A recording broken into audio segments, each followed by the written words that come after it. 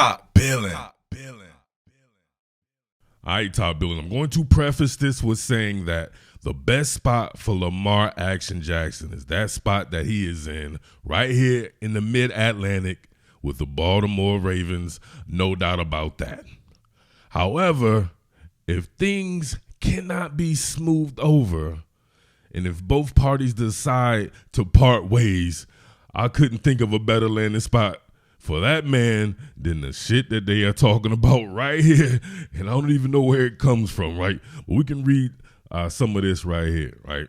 They were talking about a surprise team emerging and all this and that. And, of course, I'm looking. I'm like, what? They offered him between 113 and 133 to re-sign with the team, but he turned it down. Hey, man, when you hear stuff like that, man, sometimes feelings just may be in it, and that's just is what it is. Sometimes in business, even if you end up getting what you want, you'll be like, you know what, I should have got that shit a long time ago, right? Prices done changed. Something could be like that. So they were saying the Atlanta Falcons. Yes, the Atlanta Falcons. Now, listen, I understand both of those cities right there. Lamar Jackson is absolutely perfect for Atlanta. There's no ifs, ands, buts about it. That's probably the most perfect city for him. That is a city that will love him till the dying day. No questions about it. That city could not really wrap its heart around a cat like Matt Ryan, who ended up being very good for them. A lot of the city still had love for a Michael Vick, right? Now, I'm not saying the entire city. It was just a portion of the fan base that still loved Michael Vick. And I believe probably to this day, those same cats love Michael Vick. Now, I hate to compare Lamar Jackson to Michael Vick because there's no comparison. Lamar Jackson way better than Michael Vick.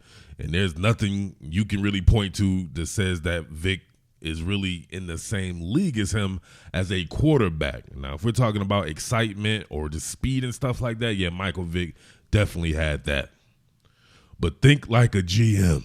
If you're my man Eric DeCosta, EDC, every dollar counts, and you know what Cleveland Browns sent to Houston for Deshaun Watson. As a matter of fact, check it out. The Browns will receive Watson in a 2024 sixth-round draft pick, which was originally a fifth-round pick, while the Texans will receive a 2022 first-round draft pick, number 13 overall, 2023 and 2024 first-round picks, a 2022 fourth-round choice, a third-round pick in 2023, and a fourth-round pick in 2024. You would not entertain that?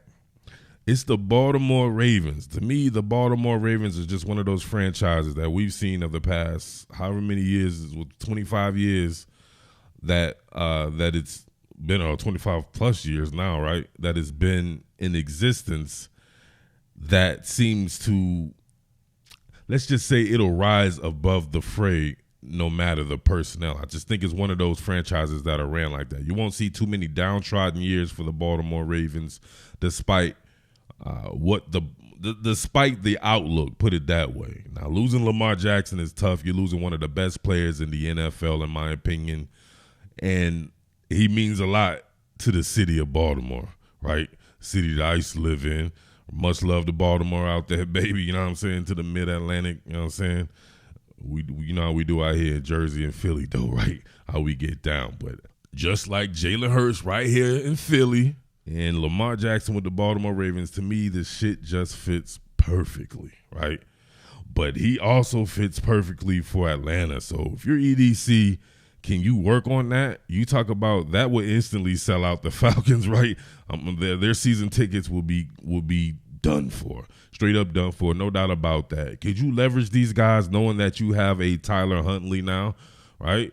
So remember, we did this a couple of years ago. Tyler Huntley is not fucking with Lamar Jackson, right? Stop telling yourselves that. Don't compare him to Lamar. But if you just put Tyler Huntley on his own thing, I think Tyler Huntley is definitely a serviceable piece. Could probably even be very good. But he can only be that if he is the number one guy taking number one snaps in the offseason, getting a rapport and something like that. I don't think you can probably truly know what Tyler Huntley is until he gets that type of rapport with his teammates. But you see this damn haul right there in your EDC, Plus, you look at Atlanta's draft position. Now, Atlanta drafting 8. If you're Baltimore, you're in striking distance for a young QB anyway, although I don't think they would need it. I like Tyler Huntley, and I like Anthony Brown right behind him. I think Anthony Brown can be very good. He definitely needs some reps, though, man. It's just hard to be a quarterback in this league without number 1 reps. You can see that with Geno Smith getting those number 1 reps when Russell Wilson is gone.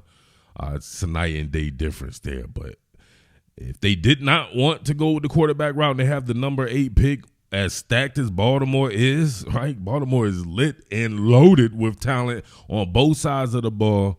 They could go a myriad of ways with that number 8 pick. They could even trade back and probably grab more picks if somebody is slipping from the QB rank and be able to work it that way, right? Maybe one of these teams, I don't know, Will Levis or somebody like that is slipping or falling to that particular section of the draft and somebody wants to jump up and get them. Maybe you come out with even more draft picks, right? Because these guys have a lot of guys that they have to pay who are straight up monsters. If you get some of these cats on these rookie deals, the monsters that they do have there can eventually get paid. You can't pay everybody, but you can definitely try if you got more cats on rookie deals. So that's what I think about that. As for Atlanta, they play a physical brand of football, very much in the mode of the Ravens. They found themselves a young back, Tyler Algier. That man is the absolute truth. Just like you want to find in these type of schemes, these kind of obscure backs, you bring them in that type of scheme, and they end up averaging 5 yards per carry. You don't have to go and get a first-round running back. These guys prove stuff like that. These guys, the Baltimore Ravens and teams like that, they prove that all the time. I'm going to step off that soapbox for now, right? And you'll see the zone flow right here across the board. My man pressing that bad boy all the way to the outside, making people miss. Even guys like Derwin James, even cats, K9 and all them guys getting washed up or washed away right here. Look at this, man. He's going to run through tackles, arm tackles, everything you can think of right there. They got that play action boot game working extremely hard. And you know how your man Lamar Jackson, he be running the work from that particular type of flow. You can see right here, you got pistol strong here, or pistol right, however you want to call that. Look at that. Back to the basket, play action fade, put him in a triple threat position, and look at him. Marcus Mariota right here with a bad pass. He concussed the tight end right there off of a bad pass. Come on, Marcus Mariota. What you doing, man? Come on. But look, you see that man right there. You know you get Lamar Jackson in those type of situations right there. It's hell on wheels to defend right there. But beyond that, man, of course, I believe that man has never had a number 1 receiver in his entire career. He would gain Drake London, who is definitely a number 1 receiver, and he would have Kyle Pitts, who could eventually be the equal to a Mark Andrews. Kyle Pitts probably very much more, I don't know, very much similar. They use Mark Andrews out wide a lot as well, or flexed off, so he'll be very familiar with Kyle Pitts having a big target like that. In that run game, and the offensive line can definitely block right there. The pass pro can be a little suspect at times there, but I think it's a win-win situation. I know the Ravens, though, could load up, maybe trade back some and just load up on first-round wide receivers.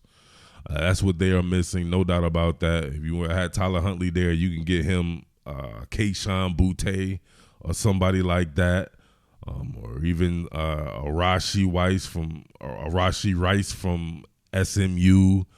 A whole bunch of guys out there. Rakim Jarrett. How about Rakim Jarrett to the Baltimore Ravens? Tell me that wouldn't be hard right there. Maryland's own, PG County's own, Rakim Jarrett. I think it's a win-win situation, man. You got to let me know what you think out there, baby. Think like a GM. If you're Eric DeCosta, do you make that move? If you're Terry Fontenot for the Falcons, do you make that move? Who would win? Would it be one of those great moments for both those franchise-type Johns? You got to let me know, all right? It's your boy Mid-Atlantic Murf out here making you think again. Strike the pen. Like every dollar counts. What more can I say? Top Billin.